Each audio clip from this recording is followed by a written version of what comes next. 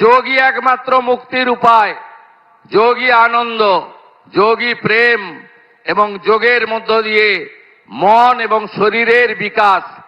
আন্তর্জাতিক যোগা দিবস যা মাননীয় প্রধানমন্ত্রী গোটা পৃথিবীতে ছড়িয়ে দিয়েছেন, আমাদের পশ্চিমবঙ্গে এতদিন এর সঙ্গে রাজ্য সরকার বা সরকারি উদ্যোগ যুক্ত ছিল না।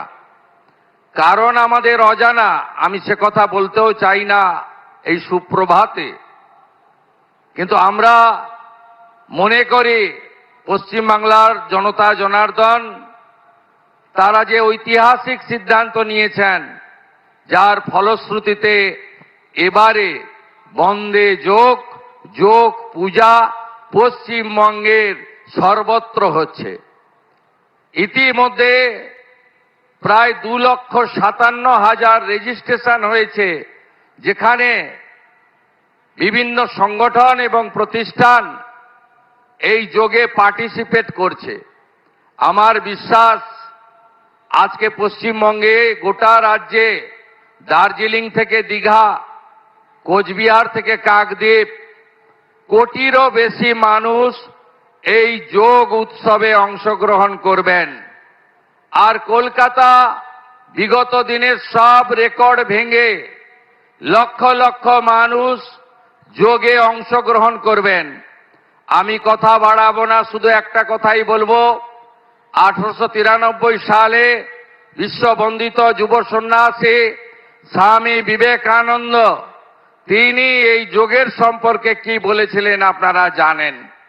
যোগই একমাত্র মুক্তির উপায়, যোগই আনন্দ, যোগই প্রেম এবং যোগের মধ্য দিয়ে মন এবং শরীরের বিকাশ তিনি অনেক আগে বলে গেছেন। এই যোগ পশ্চিমবঙ্গের পুরনো সংস্কৃতি, বেদ উপনিষদ গীতা থেকে শুরু করে এই যোগের কথা আমরা সবাই পড়েছি এই সমস্ত ঐতিহাসিক গ্রন্থে। 1920 সালে যোগানন্দ পরমহংসের হাত ধরে এখানে যোগের প্রতিষ্ঠান গড়ে ওঠে। তার ভাই বিষ্ণুচরণ ঘোষ 1923 সালে এখানে যোগ প্রতিষ্ঠান গড়ে তুলেছিলেন।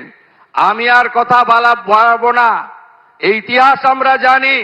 আমি শুধু প্রণাম আর কৃতজ্ঞতা জানাবো বাংলার গণদেবতা জনতা জনার্দনকে, আর ধন্যবাদ জানাবো মাননীয় প্রধানমন্ত্রীকে, যিনি পশ্চিমবাংলায় এই হারিয়ে যাওয়া, ভুলিয়ে দেওয়া যোগকে 2026-এ আন্তর্জাতিক যোগ দিবস 12তমতে আমাদের মধ্যে ফিরিয়ে দিলেন।